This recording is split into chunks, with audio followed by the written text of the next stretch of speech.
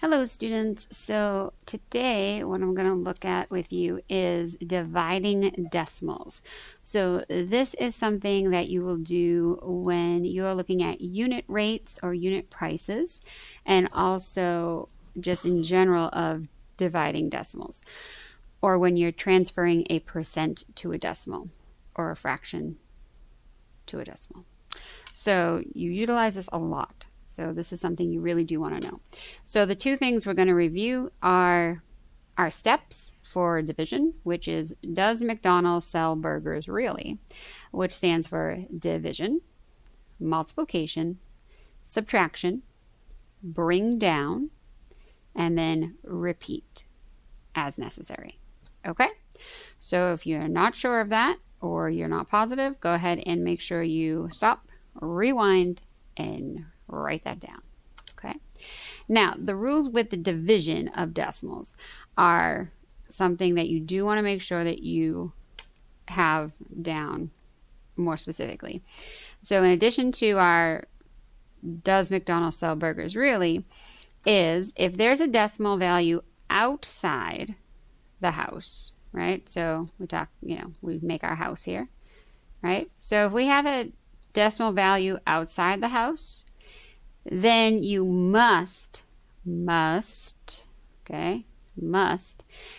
it a whole number before you divide.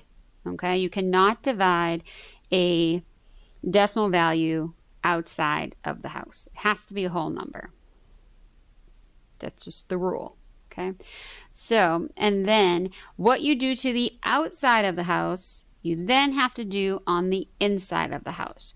So if you move the decimal point 3 places to make the outside number a whole number, then you have to move the decimal inside 3 places. So you have to do it the same on both the outside and the inside. So however many you move on the outside, you have to move the same on the inside. So let me show you an example.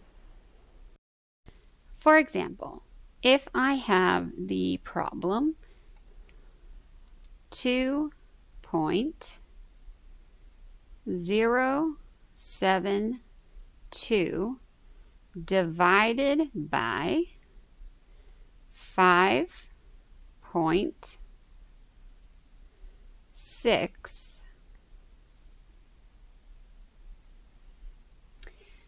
how do I go ahead and solve that? So I cannot solve it exactly as it's set up.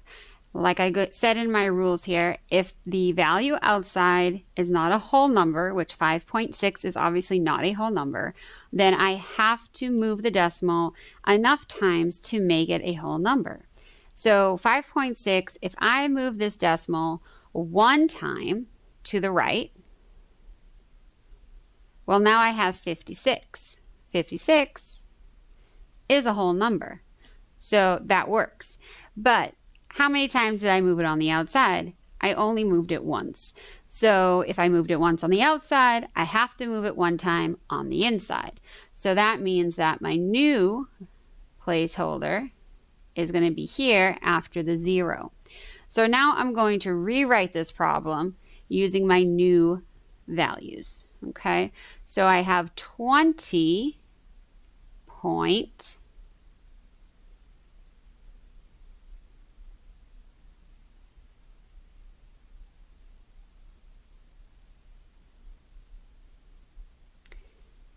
7.2 divided by 56. Okay, so now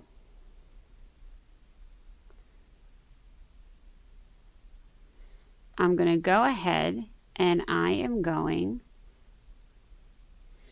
to start solving. Now, the easiest way to make sure that my decimal point ends up in the correct place when I do my answer is to just take this decimal and just bring it right up to the top. Okay?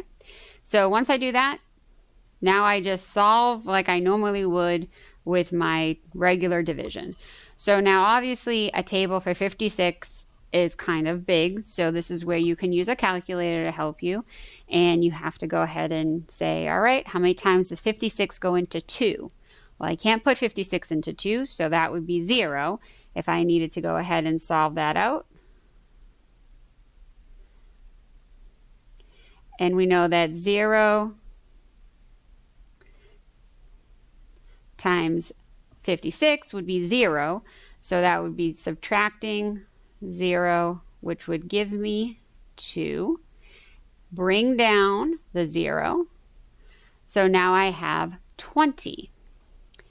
And then I would need to go ahead and say to myself, how many times does 56 go into 20? Well, the closest is, well, 0, because 56 is way bigger than 20, so I can't put it into it. So I have to put 0 again. 0 times 56 is 0. So what am I left with? I'm left with 20. So now, if you already know that information, you could skip this step if you already know that answers are going to be 0. But if this is something that you are just still practicing and getting the hang of, then I would recommend that you, I'm just going to make this a little smaller so we can see the work a little bit easier. I would recommend that you do the workout so that you can see it. All right. So now I bring down my 7. Now you notice how my arrows keep getting longer as I'm bringing down the digits. Okay. You should be doing the same. Okay. So that way you know where is everything going. So now 56 into 207. So if I multiply 56, and this is where you can get your calculator. So 56 times 2 is 112. So I'm going to put 112 over here so I can remember. And let's try 56 times 3 is 168. And then 56 times 3 is, oops, 56 times 4 is 224. Okay, so if I know that 56 times 3 is 168, that is the closest to 207 I can get without going over, because 56 times 4 is 224, which is too big. Okay, so this is times 2, this is times 2, this is times 3, this is times 4, because obviously 56 times 1 is 56. Okay, so if I need to put that up here to make that make a little bit more sense, I can do that. All right, so I'm going to put 3 here above the 7 because it's going into 207. All right, so 56 into 207, 3 times 56 is 168. So now I'm going to subtract 168. And I need to borrow because 7 cannot be taken from 8. So I need to go ahead and borrow way over here because there's nothing here. That would become a 10, which then becomes a 9. And then that becomes 17. 17 minus 8 would give me 9. 9 minus 6 would give me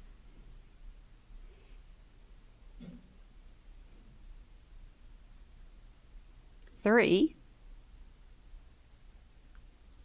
Oop, just that looking 3. And then 1 minus 1 gives me 0. Okay, so I'm still not done because I still have a 2 that I need to deal with. So I'm going to bring this 2 all the way down. And so now I need to figure out how many times can 56 go into 392.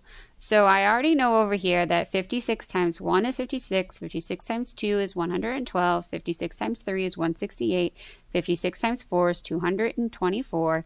So let's try 56 times 5 is 280. Now let's try 56 times 6 is 336.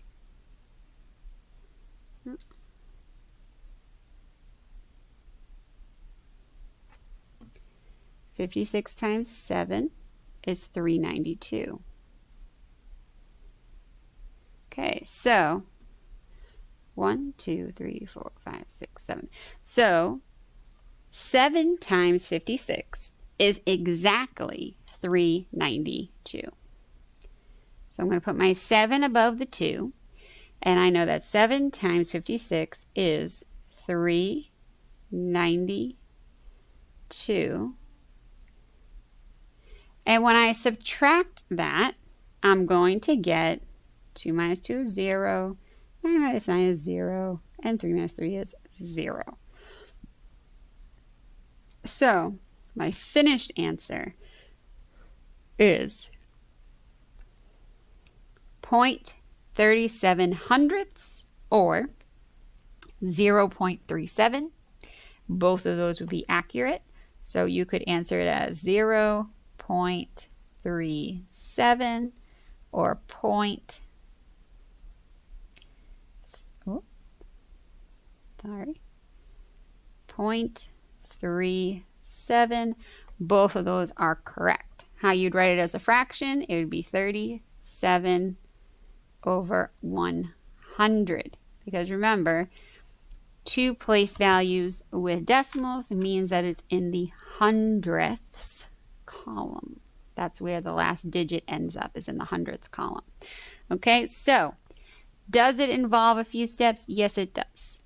But it is possible, and you all know how to do it because you have done the division for whole numbers already. So go ahead and give it a try.